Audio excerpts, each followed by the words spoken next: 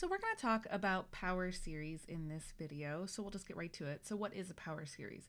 So a power series is a series, so we say that it is about x equals a, and the series is of this form. So you have some number a here. So notice what this looks like. I have c sub n, and then I have this x minus a to the n. So the way that this gets written is that I have this c sub 0 times nothing, because that would be the first, notice this starts at 0, so there's going to be no x component. Then c sub 1, x minus a, c sub 2, x minus a squared, so on and so forth, until we get to c sub n, x minus a to the n, and this just continues going. Okay, so just to note this, so we call a the center, and then these c sub i's are constant. So all of these c's are a number, the a is a number. So this is an infinite series, but it's an infinite series that includes an x in it, okay? So it's got both its own formulas for how you kind of get to these coefficients, and then this x minus a. So this is what we're talking about in this video. So we actually are intuitively we already intuitively understand one power series. So that would be x to the n. So first of all, what would this look like if I were to expand it? So in this case, the coefficients are all just a 1, and then I have 1 plus x squared, so on and so forth, to x to the n. Okay, so think about this for a second. In fact, I would recommend that you pause here just to think about this, because you've actually seen this. So when would this converge? What values of x would we need? You can pause and think about it and write down your own answer if you'd like. In fact, I'd recommend that. Okay. So this is really a geometric series, or it could be, right? So x can be any value, and as long as the absolute value of x is less than 1, this thing will converge as a geometric series. So intuitively, we do kind of understand some things about the power series. So let's take a look at another one now. So I have this one, so I just want you to notice what's going on with the coefficients. 1 minus 1/2 x minus 2 plus 1/4 x minus 2 squared. So I've got this negative 1/2 to the n, and then x minus 1 to the, or x minus 2 to the n. Okay, so here's kind of the form of this. All right, so things to notice.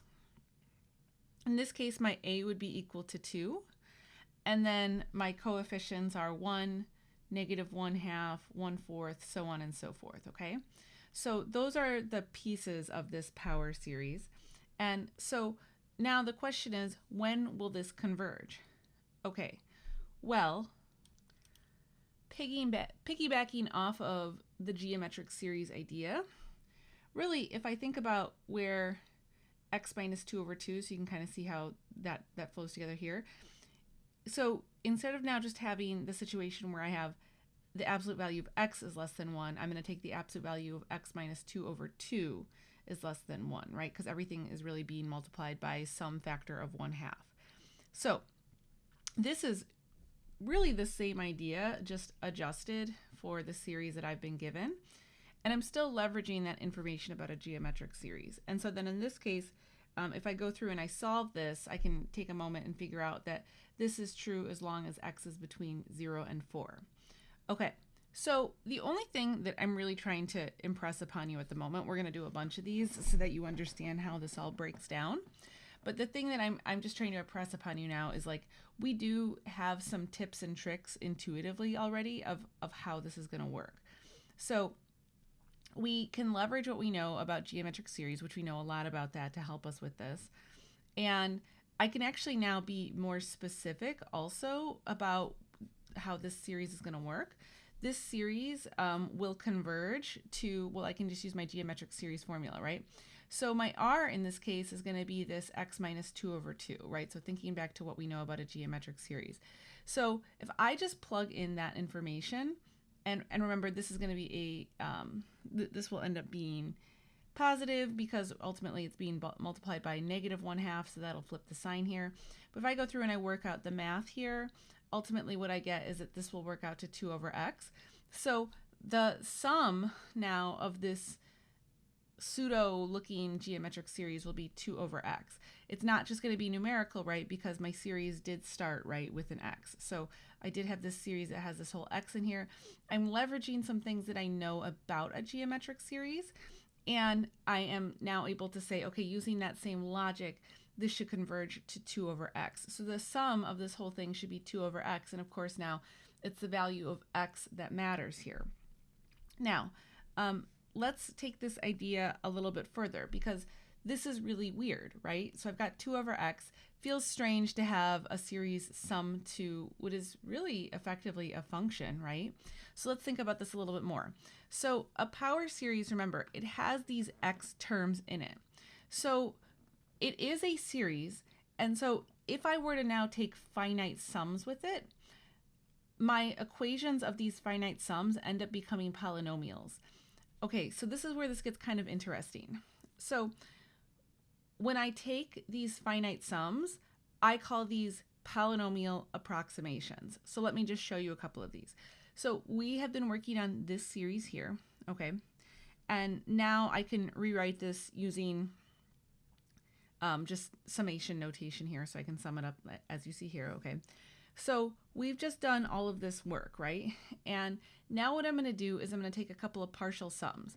So if I just take the n equals 0 term as a polynomial, this would be p sub 0 of x equals 1. So the first term, right, was just 1. So that's going to be all the terms for that first one. Okay, so that one's not very interesting. But now let's go to the first term. So remember, we start at 0. So I'm going to take the first term and this next term, the 0th term and the a sub 1 term. This is going to give me this polynomial p sub 1 of x. So it's just these two pieces here, and you'll just have to believe me. So if I take a second to rearrange those, I get 2 minus x over 2. Okay, so let's go with one more just so we can kind of see a pattern. So I continue just to take now the 1, 2, so now I take these three terms, boom, boom, boom. And again, if I just take a moment to FOIL this out, collect all my like terms, you know, get my common denominators. So you can just believe me that this will come out to 3 minus 3 over 2x plus 1 over 4x squared. Okay, so I have these three different polynomials, but remember, I also know what this whole thing sums to. Remember, we were talking about the sum of this was 2 over x. So what is the connection now between the fact that I have these polynomials and that other sum? Okay, well, here's where we're going to take a short field trip. Okay, so we're here at, of course, my favorite website, desmos.com. And so now what we're going to do is I've got y equals 2 over x. Okay, so here is the function that our series sums to, okay? So now what I want to do is you can see that I actually went ahead and I just took more and more iterations of our different polynomials. So I've written them all out here. Okay, so let's start with y equals 1. So y equals 1 compared to 2 over x, this is not meaningful. So, okay, that's not interesting. Okay, so let's get rid of that one. Okay, so next, let's move on to the next polynomial that we had created. So this 2 minus x over 2. Okay, so this is pretty interesting already, right? So this is like grazing my 2 over x function, like pretty perfectly, right? So if I like zoom in, so it really looks like it's kind of floating almost like tangentially, right? Okay, cool. So now let's continue on to the next polynomial that we created. So that was 3 minus 3 over x plus x over, or x squared over 4. Okay, so now look what happened with my next polynomial approximation. So this is what a power series is doing with these approximations, is it's actually like when it's approximating the sum, it's giving you something that literally does for some period of time approximate that function. So these are the first three polynomials that we calculated together. So I didn't feel like doing all the algebra for the other ones, but I went ahead and continued on the pattern. So just so that you can see this. Okay, so this was 3 terms. So you can see here I continued this out now to the 4th term. So let me turn this off. Let's go to this one. Okay, so now getting more and more interesting, right? Like how it's kind of floating along. So this one's going to go out to 1 over 16 over x minus 2 to the 4th. So this is a couple more terms. Continues to approximate pretty well, right? Let's continue on. So this is the next term in the polynomial. Continues to be a pretty impressive approximation. And then finally, you can now trust this, right? So you can see what these polynomial approximations are doing. And so the idea is then, right, so if I take like a handful of these, right, so like over time, you can see that I have the last few approximations on here. So if I put all of these together, these are slowly closing in on the black line, right? They're like slowly starting to ride that curve more and more. And so you can now imagine, right? So the more terms that I have, so if I just come back out here, so the more terms that I have, the closer my polynomial approximation rides the actual curve. And so when we talk about like what do these sums mean, they are literally helping us to approximate whatever the sum of all those x terms will go to. So it's actually a pretty cool thing that power series is doing. Okay, so now we've seen what power series are really doing with polynomial approximations. And so now let's play around with this. So we're going to ask the question, so for what values of x do these power series converge? Just so we can kind of start leveraging some of the information that we know. Okay, so I've got my next power series, so -1 to the n minus 1 times x to the n over n. Okay, so we kind of have a lot going on here, so we're going to use another test to help us figure out what values this might converge to. So the test that we're going to use is we're going to use the ratio test. And so to use the ratio test, what I need to do is I need to calculate the nth plus 1 term divided by the nth term. And I ignore the -1 when I'm doing this. So hopefully you're already familiar with the ratio test if you're watching this. I do have videos on that if you want to check that out. Okay, so this is going to turn into then, so I'm going to have this x to the n plus 1 over n plus 1, so there's one term. And then I can really just multiply by the reciprocal, so this will be times n over x to the n. Okay, so let's simplify all of this. And so what ends up happening, this x to the n will cancel out with this x to the n, and so ultimately, let's see, I will be left with xn over n plus 1. And so when you're talking about a power series, now you have to think about like what makes sense in this context. So specifically, the n's are going to end up being positive because when you use the ratio test, you take the limit as n goes to infinity.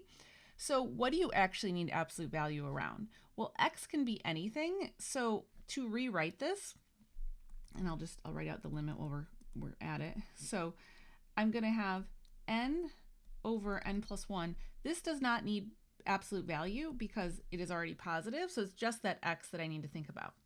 Okay, now in thinking about the ratio test, if we're trying to figure out where this converges, what values am I particularly interested in this case? Well, if you think back to the ratio test, so you're interested in when the entire value of this is going to be less than 1, right? So when this is less than 1, then you have the values where it converges. So now if I just focus on taking the limit of this part here, well, the limit of this is just 1. So this is going to then give me really the situation that I just need to figure out when is the absolute value of x less than 1. And so what does this mean? So for what values does this converge? This converges for any time the absolute value of x is less than 1. We can leverage this because we know the ratio test. We know that this will be true. Okay, but we're not done, okay? So now what we need to think about though is, so this converges for sure, absolutely. But let's think about some other cases now. So what happens, let's see, I'll clear a little space. So let's see, let me get just the key parts of this. Okay, so when the absolute value of x is less than 1, this whole thing converges absolutely. Now, when the absolute value of x is greater than 1, what does that mean? Well, if the absolute value of x is greater than 1, then the entire value of this is going to be greater than 1, and so the whole thing is going to diverge. Okay, so this diverges. Okay, so the last things then we have to think about are what about when x equals 1 or when x equals -1. So now we have to think about what series do I get if I just plug in those values. Okay, so let's analyze these piece by piece. So let's clear some space. And so let's go back to the idea where x equals 1. Okay, So if x equals 1, so then I am really left with the series. So think about what this leaves me with. Negative 1 to the n minus 1. This is just going to be 1. 1 to the n is just 1. So this is 1 over n. So here's what I'm left with. And clearly at 1, what this is, right, is this is now the alternating harmonic series. So that means that this, converges. So at x equals 1, this converges. And then let's think about at x equals negative 1. So at x equals negative 1, so then I have n equals 1 to infinity. This is negative 1 to the n minus 1. This will be negative 1 to the n over n. Okay, so I've got this negative 1 to the n minus 1 and then this negative 1 to the n. So what ends up happening with that? Well, I can just rewrite this whole thing as n equals 1 to infinity of negative 1 to the 2n minus 1 times the 1 over n. So the fact that this is 2n minus 1, this is like, okay, this is going to ensure that every exponent now is odd, right? So 2n minus 1, this is just going to be only odd exponents. And so what that means then is that all of the terms are negative. So this will be negative 1 minus 1 over 2 minus 1 over 3 minus 1 over 4. So this is now a strictly negative harmonic series. And so only the alternating harmonic series diverges. If I factor the negative 1 out of all of this, you have a divergent series. And so a constant times a divergent series is still a divergent series. So this diverges. Okay, so now we have to sum all of this up. So the series converges when the absolute value of x is less than 1, or when x equals 1. It diverges in all other instances, all other cases. Okay, and so for now, we're just going to note that, and of course we will formalize the way that we're thinking about that later. So let's look at a different series now. So I've got n factorial times x to the 2n. Okay, so if we use the ratio test again, so I'm going to have n plus 1 factorial x to the 2n plus 1, all of this over n factorial x to the 2n. Okay, so this is what I need to compute first, right? And so this is going to be n plus 1 times n factorial. I'm going to have x to the 2n plus 2. So I'm going to rewrite that as x to the 2n and then x squared. So I just break that up. And then n factorial x to the 2n. Okay, so in this case now, I can see my n factorials drop out, my x to the 2n's drop out, and I forgot my absolute value here, sorry. So I'm left with n plus 1 times x squared. Well, since this is now a squared term, this will always be positive, and n plus 1, remember, n goes to infinity, so this whole thing ends up being positive. So the more important thing, though, is notice, so as n goes to infinity, if I have this n plus 1 times x squared, this always equals infinity for any value of x. And so if this is not converging to 0, then that means that this diverges. So this particular series diverges for all values of x. Okay, so we have a situation, right, where it could converge for certain values, but of course it's possible it could diverge for all values. And let's look at one other case here. So I've got x to the n over n factorial. So doing the same thing, so if I've got x to the n plus 1 over n plus 1 factorial, and then I multiply that by n factorial over x to the n, well, in this case then, what am I going to be left with? The x to the n's are going to cancel out. This n factorial is going to cancel out, so I'm just left with n plus 1. So I'm going to be left with x over n plus 1. And so if I take the limit of this as n goes to infinity, I've really just got the absolute value of x over n plus 1. And so what happens with this? Well, it doesn't matter what the value of x is. This is always going to equal 0. And so now, since this always equals 0, this converges for all x. This converges absolutely for all x. So the ratio test is really useful with power series, and understanding kind of what the different values are when you take this limit, that's really what's going to determine what you do with all of these different power series. And we'll work on this a little bit more as the video goes along. Okay, so I have a few more things that I want to talk about now. So the next thing I want to talk about is the convergence theorem for power series. So if I have some power series, and I want you to notice that this is centered at 0, so if this converges at x equals some value c not equal to 0, then it converges absolutely for all x less than or equal to c, the absolute value of c. And if it diverges at some value x equals d, then it diverges for all x with x, the absolute value of x greater than the absolute value of d. So this theorem kind of gives us a framework to understand some of those really weird cases of when we can count on when this is going to converge and diverge. And there's a corollary to this particular theorem. So a corollary, you can almost think of it as a consequence to a theorem. So a corollary always comes after a theorem, and it usually means like extra things that we get from the theorem as a consequence. So the corollary here is that the convergence of the series, so if I have this series now not centered at 0, so this can be described by the following 3 cases. So 3 things can happen then. First and foremost, there's a positive number r where the series diverges for x when x minus a is greater than r, but converges absolutely for x when x minus a is less than r. And so this is what we saw in the first case of our examples, right? And the series may or may not converge at the endpoints. So then you just have to figure this out. So when you have that the series seems to converge for a particular set of r, this is going to be the most work. And you're really going to end up probably leveraging the ratio test most likely to help you with this. 2, either the series converges absolutely for every x, so we saw an instance of that, right? And in that case, we would say that r equals infinity. So this is referring to the radius. We'll formalize this in a second. Or a series converges at x equals a and diverges elsewhere. So it could converge at one particular value and then diverge everywhere else. So this r that we're talking about, this is what we call the radius of convergence of the power series.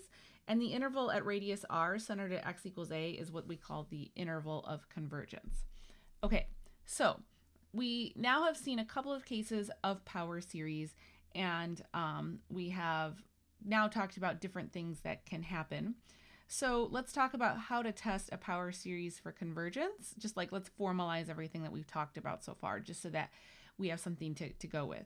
Okay, so first and foremost, so like I said, you're going to use the ratio or root test to find the largest open interval where the series converges absolutely. So you are going to have some sort of condition where you are going to set up some condition that you want to have happen, and it will only happen in certain cases. So you can set up this inequality and then solve for x to figure out what values of x this will be true for. 2. If r is a finite number, then you have to test for convergence or divergence at each endpoint. So to do that, you can use any test. So you can use the comparison test, integral test, or alternating series test. Just choose whichever one makes the most sense. And so you can plug the endpoint into that series for x and then figure out what's going on with it. And 3, if r is finite, then the series diverges for x minus a greater than r as the nth term does not go to 0. Okay, so these are the steps that we're going to use when we're working with a power series. And so now what we're going to do is we're going to do just a couple more examples just to round this lesson out. So we're going to talk about what is the interval of convergence, and then we're going to determine where the series converges absolutely versus conditionally. Okay, so let's start with my first example. So I'll have x plus 8 to the n. Okay, so I want to leverage my ratio test. So I'm going to take x plus 8 to the n plus 1 over x plus 8 to the n. And so if I simplify this, let's see if I work this out, I'm just left with x plus 8, right? The absolute value of x plus 8. So if I try to take the limit then, the limit, let's see, I'll do it over here, the limit as n approaches infinity, of x plus 8. This doesn't make sense because this has no n in it, right? So really now the only thing that I have to ask here is, so what has to happen for this so that this series converges? Remember, this will converge as long as, according to the ratio test, as long as this is less than 1. So if this condition is less than 1, then we're good to go. Now, if you forgot how to work with absolute value inequalities and you're not sure how to solve for this, so this one's kind of a simple one, but I still want to talk about like what do you do if you don't know how to set this up. You can set up a 3-part inequality. So the 3-part inequality will be that you take the negative of this, that goes at the end. This will be less than x plus 8, which will be less than 1. So this is the way that you can solve any equation that looks like this. This is just always the framework, and this is just how we solve absolute value inequalities. A lot of people forget this, but now you remember. And so then once you get here, you can just do whatever you have to do to solve for x. So in this case, I need to subtract 8 from all sides. And so what I get is that x needs to be between -9 and -7. Okay, so this is where the series converges. But we're not done. So it for sure converges here, right? But now we need to take a second to figure out where will it diverge, and then what about the endpoints, okay? So let's make some space. Okay, so now I need to test my endpoints first and foremost. So I'm going to plug in x equals -9 into this series. So if I plug this into the series, I'll do it over here. So I end up with n equals 0 to infinity. So if I plug -1 into this, this becomes -1 to the n. And so this is just divergent, right? So this is like a classically divergent series. So this is divergent. And then if I plug in x equals -7, so then what do I get? So I get n equals 0 to infinity. So if I plug in -7 plus 8, what am I left with? I'm left with 1 to the n. So that's just really just summing up 1, right? So this is also divergent, right? Because we're summing up to infinity. So we are divergent in this case at the endpoints. Okay, so then I can finally answer all those questions that we had at the beginning. So what were the questions? What's the interval of convergence? Where does the series converge absolutely? And where does the series converge conditionally? So there's a lot of work that we have to do to kind of get there. Okay, so the interval of convergence, so that we found in the earlier steps. So the interval of convergence, remember how I set up this condition here? So this is exactly what we were talking about earlier, right? So remember, let's see if I can find it. So we have the ratio test and we have this condition, right? The absolute value of x minus a is less than r. Whatever number this comes out to be right here, that's going to be your interval of convergence. Now, of course, I know that there's going to be that question, is this always going to be r, or is this always going to be 1, is what I meant to say. This doesn't have to be 1. So this could work out that you end up multiplying something out so that this isn't equal to 1. So you can't just assume it's always going to be 1. So the interval of convergence is between -7 and -9. And the radius is r equals 1. So there's our radius and there's our interval of convergence. So we have absolute convergence from -7 to -9. And there are actually no values, no conditionally convergent values. Okay, so that is how we can answer all the questions. Now, things that I could see you perhaps asking at home. So remember, like I said, radius of convergence can be anything, but also can we always just assume it won't have conditionally convergent values? Well, if we go back to what we were talking about a few minutes ago, so remember the very first example that we did. So when we went through this first example at the very beginning, okay, so in this case, so my radius of convergence would have also been 1.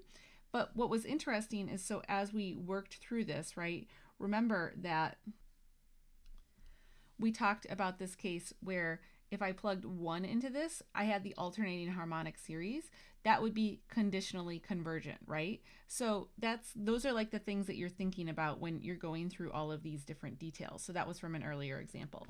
Okay, so we've answered all of our questions. Let's try one more of these now. And of course, I've chosen a more interesting example. But now I've done a handful of these things with you. And so what I want to encourage you to do is for you to try to figure out all of the different values of convergence at this moment. So I think this is actually a perfect one for you to pause, try the ratio test, and then go through all the different cases and see what you come up with, and then hit play when you're ready. So I'll start by just doing the ratio test. So let's see. So I'm going to have x minus 3 to the n plus 1. This will be over n plus 1 to the 4th, and then 4 to the n plus 1. So I'm going to have that times, let's see, what is this going to be? N to the 4th, 4 to the n, over x minus 3 to the n. Okay, so let's see. I can for sure cancel out the n's here. So I'm just left with one of these x minus 3's. And then I can also cancel out this n here with this one here. So I will be left with, let's see, n to the 4th, x minus 3, so that's on top. And then I'll have this n plus 1 to the 4th, and then this times 4. Okay, so I can now rewrite, let's see, I can rewrite all of this stuff in here. So remember, I'm taking the limit as n goes to infinity. So let's see, I'll make a little space here. Okay, so I can drop the absolute value for the n's, and then since everything is to the 4th power, notice that I just raised all of this to the 4th, and this makes it easier for me to figure out what is going on with the limit here, right? And then we'll deal with the rest of this in a second. So just to help me take the limit for the n's, I can divide everything by n. So if I divide everything by n, this becomes 1 plus 1 plus 1 over n, all of that to the 4th. This stuff right now is just hanging out. Okay, and so this ends up just equaling x plus 3 to the 4th. So there's my limit, right? Okay, so now the next thing that I need to do, sorry, this should be x minus 3, my bad. Switched it, didn't I? X minus 3. Okay, cool. So now this is the limit that I'm left with, x minus, the absolute value of x minus 3 to the 4th. Okay, so now I need this whole thing to be less than 1. But notice that the only way that you can start to solve this is by setting up x minus 3 is less than 4. And so notice now, this is what I was talking about a second ago with that radius of convergence. So this is the equation that you are looking for. And so now I have ended up setting up this form of an equation, and my r just happens to be 4. So you might start with 1, but like I said, sometimes you can end up manipulating it. So I can tell now that my radius will be equal to 4.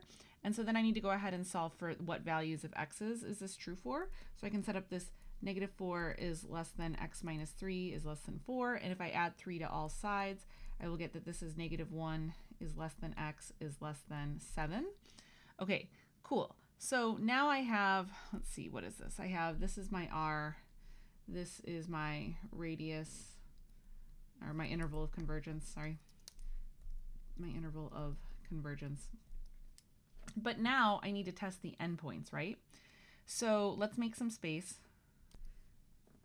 And now let's test some endpoints, huh? So I'm going to start with x equals negative 1. So if I plug in x equals negative 1, so we do need to plug this back in actually to the original series. So if I plug negative 1 into my original series, I have n equals 1 to infinity. So let's see, this is negative 4 to the n over n to the 4th, 4 to the n. Okay, so I can now simplify this negative 4 and this 4. So this whole thing will just turn into, let's see, negative 1 to the n times 1 over n to the 4th. Okay. And now that I've written out this series, right? Because -4/4, that becomes -1. So just making sure everybody understands that. Okay, so now this converges as a P series, right? So this converges, so we're good there. And then what about x equals 7? So for x equals 7, so now if I plug that into my original series, so it looks like I get 4 to the n over n to the 4th, 4 to the n. And so this will just become, the 4 to the n's can drop out, so I'm just left with 1 over n to the 4th. So this also converges. Okay, cool. So this time everything converges on the endpoints. So to go back to the original question, so for the first part, my radius, we said, was equal to 4, and my interval of convergence is now going to be, what was it? It was -1 is less than or equal to x less than or equal to 7. Now notice in this interval in convergence, right, I can include the endpoints, right, because we found that they worked out in this case. So that's something to think about. And so then this converges absolutely on the same interval, and there are no values for conditional convergence.